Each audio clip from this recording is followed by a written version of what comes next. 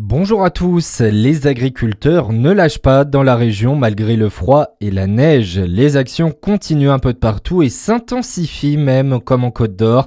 Une dizaine de blocages annoncés pour la journée d'aujourd'hui comme sur des entrées d'autoroute du côté d'Arc-sur-Tille ou encore Tille-Châtel. Des rendez-vous sont également donnés à Saulieu, Précy-sous-Tille ou encore Beigneux-les-Juifs. Des difficultés attendues donc pour circuler à cause des tracteurs mais aussi à cause des conditions météo. Prudence maximale encore ce matin sur les routes de la région. Notez notamment que la préfecture de Côte d'Or a décidé de suspendre tous les transports scolaires jusqu'à midi. Le froid et le gel et qui ont fait une blessée également hier dans le Jura. Une grimpeuse a fait une chute de près de 10 mètres en tentant de monter sur les cascades du Hérisson qui étaient gelées. L'intervention des secours a pris plusieurs heures en raison des conditions météo. Et la victime a finalement été transportée en hélicoptère à l'hôpital de Besançon. Du monde hier soir à Besançon pour la traditionnelle cérémonie de vœux. Anne Vigneault a pris la parole devant 1 millier de personnes à 2 mois maintenant des élections municipales. En raison du devoir de réserve, la maire de la ville et présidente de Grand Besançon Métropole n'a pas pu revenir sur son bilan, mais elle a appelé à se mobiliser dans cette période de transition.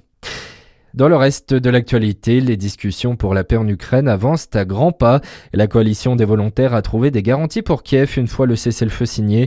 Des troupes seront notamment déployées sur le sol ukrainien en tant que force de réassurance, selon Emmanuel Macron.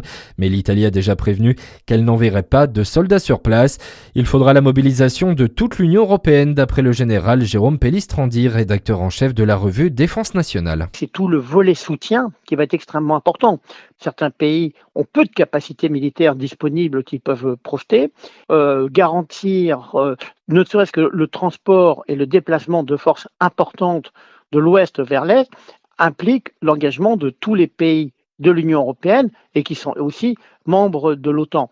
Donc tout cela va continuer à se discuter, sachant qu'un certain nombre d'éléments ne seront pas ouverts publiquement pour des questions de sécurité, parce que de l'autre côté, il y a un adversaire, la Russie, qui mène une guerre hybride contre les intérêts européens. Emmanuel Macron a aussi précisé que l'armée française pourra participer à la régénération de l'armée ukrainienne.